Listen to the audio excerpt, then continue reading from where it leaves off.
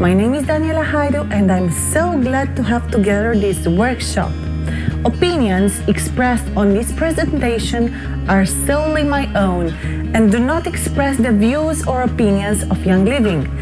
Young Living does not endorse, it is not responsible for, and makes no representations or warranties regarding such content or its accuracy. I encourage you to verify the explanations and the opinions presented. Young Living shall not be liable for any harm resulting from or in connection with the reliance on any such content. Many of us like to travel, and traveling is a valuable life experience. Usually the famous places that represent cultural vestiges are real tourist points. There are all kinds of rankings of the wonders of the world. I want to share with you my experience and what I understood when I visited the mausoleum of the first Qin emperor in the Xi'an area in China.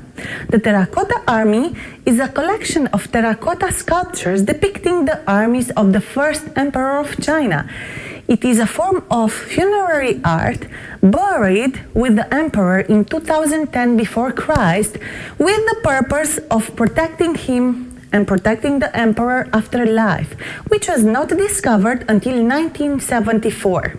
The small figures are all different with their horses, their chariots and weapons. The fighters vary in height according to their roles, with the tallest being the generals. Estimates were that the Terracotta Army held more than 8,000 soldiers, more chariots, horses, and over 150 cavalry horses, which majority of them remained buried in the pits.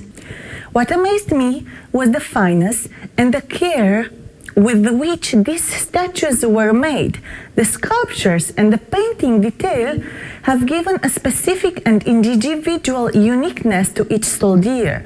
And you know, there were over 8,000. I wonder then if they knowed and worked so masterfully for something they knew would be buried. How shall we work? When we raise children, we often hear expressions about what is worthwhile and what is not. Others are rich in advices, but you know, every mother will know her child. I want to tell you a few things about what matters and are a long-term value to your children and your children's children. Come with me and think of them. Raising children has the same value as raising generations and the same responsibility. Do you take care of their microbiome?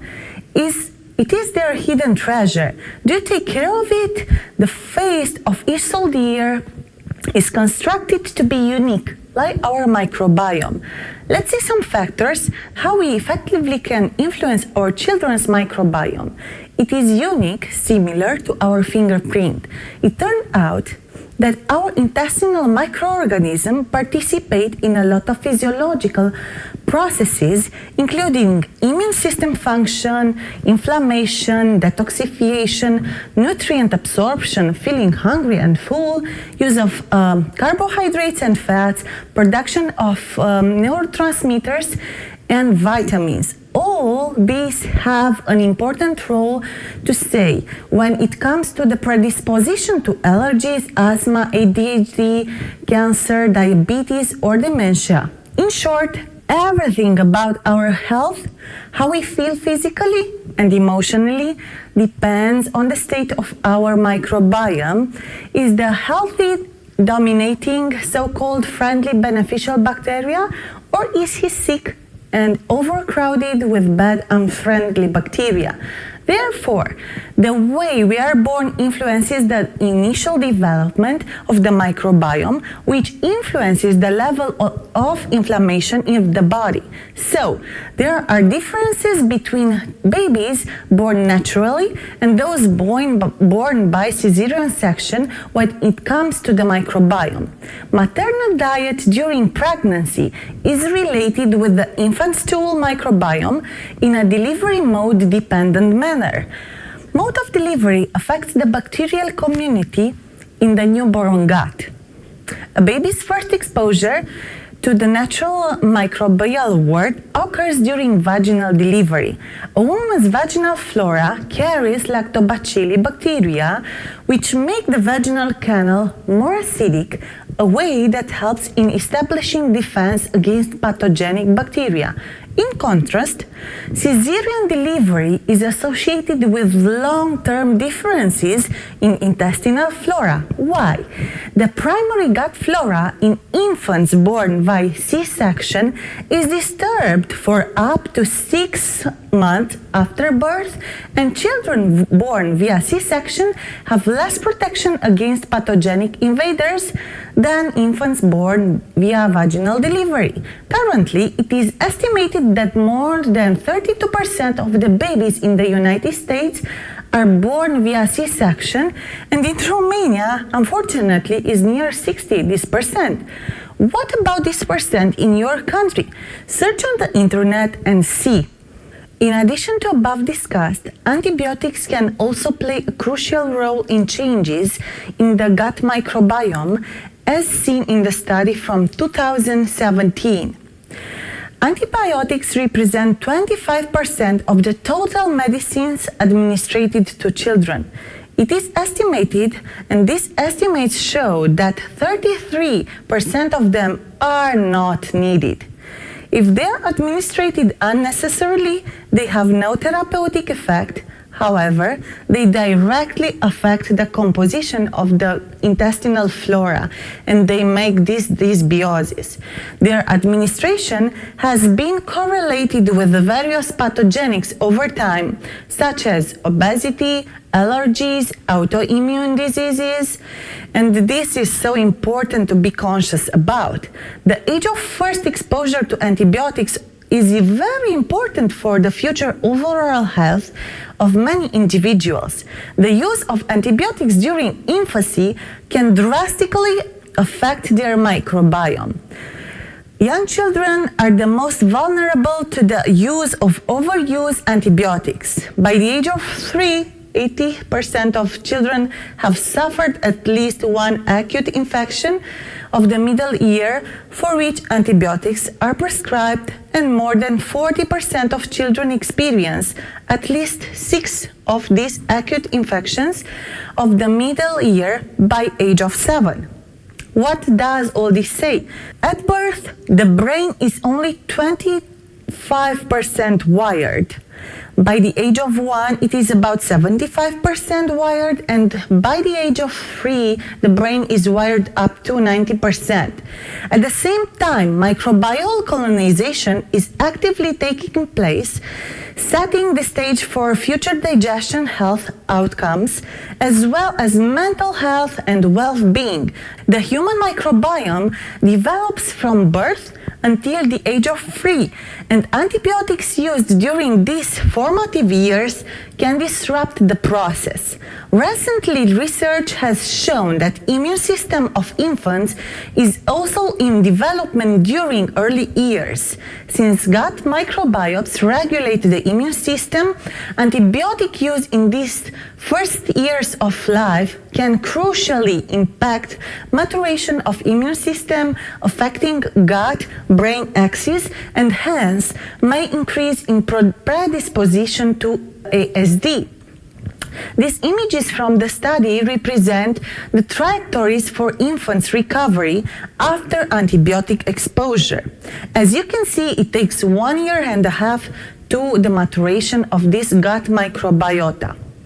This recent article highlights the relationship between food allergies and microbiome dysbiosis. Food allergies derives from a defect in immune tolerance mechanism. Immune tolerance is modulated by gut microbiota function and structure and the microbiome. Alterations like dysbiosis have a pivotal role in the development of food allergy. Knowing all these factors, there are proposed several strategies that researchers have turned their attention to modulation the gut microbiome as a target of intervention against food allergy. Some factors that could modulate the gut microbiome immune system axis, influencing the occurrence of food allergies, are presented in this slide. For instance, increased family size, exposure to pets, the rural environment, healthy diet like full of fibers, fermented foods, antioxidants, and omega-3 fatty acids, breastfeeding, and the use of probiotics are associated with protection to food allergy. Conversely, C-section, prenatal and early life exposure to antibiotics, to gastric acidity inhibitors, antiseptic agents, unhealthy diet, low fibers, high saturated fats, and junk foods may increase the risk for the development of food allergy. All these environmental factors act mainly on the modulation of gut microbiota. The two groups of bacteria that make up our microbiome, Firmicutes and Bacteroidetes, make up over 90% of the intestinal population. If we have more Firmicutes bacteria, it is possible to have a higher level of inflammation and to reach diseases such as diabetes, obesity, coronary heart diseases.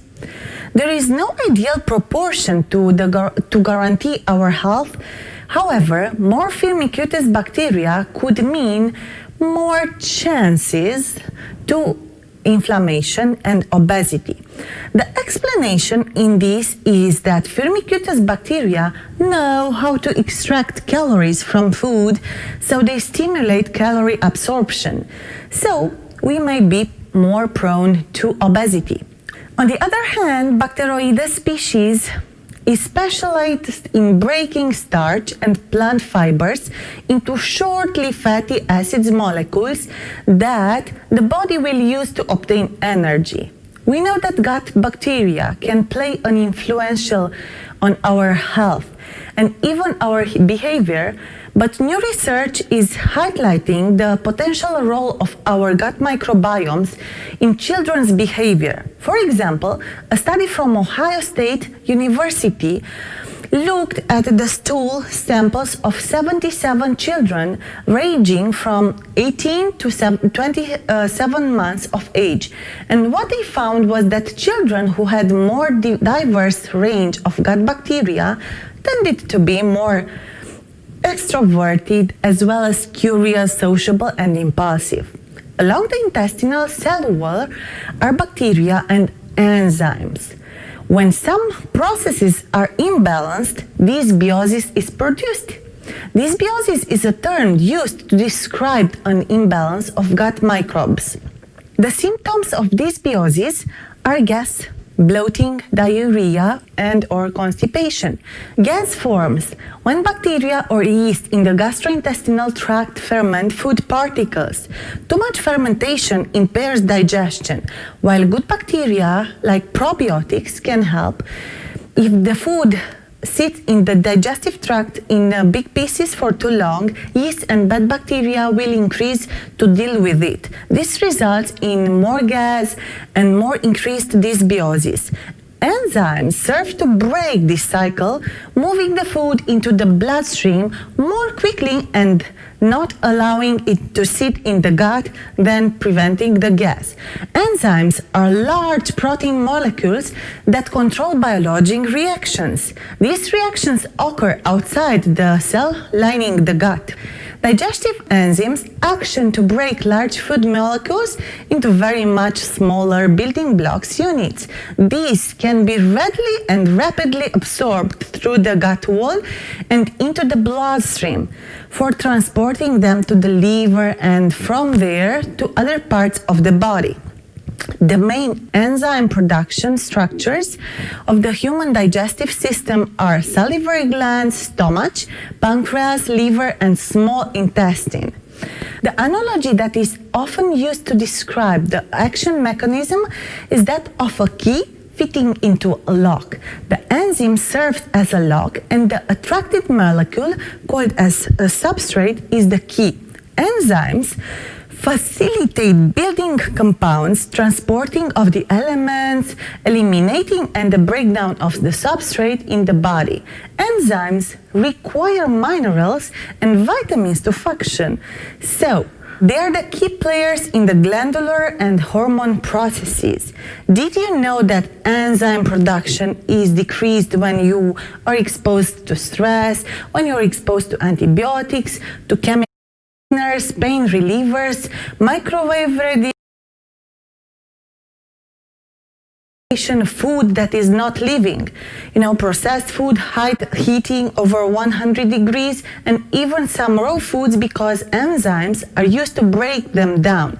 Eating non-living food sources replete our enzyme stores, and they are not replaced without sufficient living food. Now, in our family, I challenge my kids to eat as much as possible fruits and vegetables.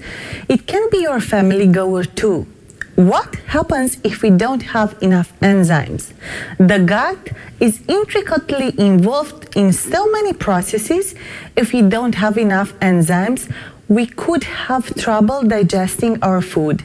You can also have a combination or seemingly unrelated symptoms. These can all be related to our body not having enough building blocks for our body proper operation. Gut health is the key to overall wellness. We need the gut operating optimally, and one way to assist this process is through good digestive enzymes. Enzymes are very valuable because after digestion is completed and enzymes are finished breaking down, they enter the bloodstream as amino acids, which are the building blocks for proteins. Enzymes enter the bloodstream to cleanse foreign materials, help remove free radicals and potential allergens. Enzymes return to the liver and the pancreas and are used again and again. Remember, there are thousands of enzyme variety. As we can see in this slide, enzymes are specialized only on one different type of foods, like amylase digests starch and carbohydrates. Lipase helps to digest fat. Peptides help to break down the proteins into amino acids. So, when we look for a qualitative food supplement rich in enzymes, it's important to look for one which has a good variety of enzymes. So, when we look for a qualitative food supplement rich in enzymes, it's important to look for one which has a good variety of enzymes. In this way, you ensure to touch all the food segments like carbohydrates, proteins, and lipids. Looking to Young Living's food supplements for children, we can see that Kids Scent Mighty Pro, this one, is a unique supplement specially formulated for children aged 2 years plus. It's packed in an easy one-dose packet that can be taken almost anywhere you go. This supplement features over 8 billion active live culture. It has a great tasting formula that can be added to cold food and drinks for easy consumption. It supports gastrointestinal and immune health in children. As ingredients, it contains the following bacteria stains, like Lactobacillus paracasei, Lactobacillus acidophilus, Lactobacillus plantarum, Lactobacillus rhamnosus, Streptococcus thermophilus, and Bifidobacterium infantis. There are two main ingredients like Fructolis agaricus and Ningxia wolfberry fruit powder. As directions, there are some good indications. For children 2 years and older, empty contents of 1 packet into mouth and allow to dissolve. Take 1 packet daily with food. It can be combined with cold food and drinks. Do not add to warm or hot water or food and beverages. We also talked about the importance of enzymes of the children's microbiome. Young Living food supplements rich in enzyme is Kids Scent Mightyzyme. The natural ingredients include calcium carbonated, folated like folic acid enzymes as protease, amylase, cellulase, lipase, peptidase, phytase, bromelain. It is a plant-derived enzyme coming from the pineapple stems, alfalfa leaf powder, carrot root powder, and it also contains peppermint vitality essential oil. As benefits and features, it is important to know that its mixed berry flavor. Its great tasting deep berry and fruity flavors are ideal for taking before meals. It has pineapple extract and contains carrot root powder and peppermint essential oil. Digestive health is just as important to children, and starting young is a key to maintaining a lifetime of health. These vegetarian chewable supplements aids with normal digestion of proteins, carbohydrates, and fats, all three. As directions to use is important to know, and we can say, for children aged 6 or older, serve 1 tablet 3 times daily, prior to or with meals. For children aged 3 to 6 years old, serve half or 1 tablet crushed and as needed with a mixed yogurt or apple puree. It should be consumed as part of a balanced diet and healthy lifestyle. Do not exceed the recommended dose. Food supplements should not be used as a substitute for a varied diet. Considering all these aspects that genetically influence the aspect of your family health, what will you do? How you will shape the microbiome of your children? You have been given the wonder of the world. Be careful how you model it. Thank you for your attention.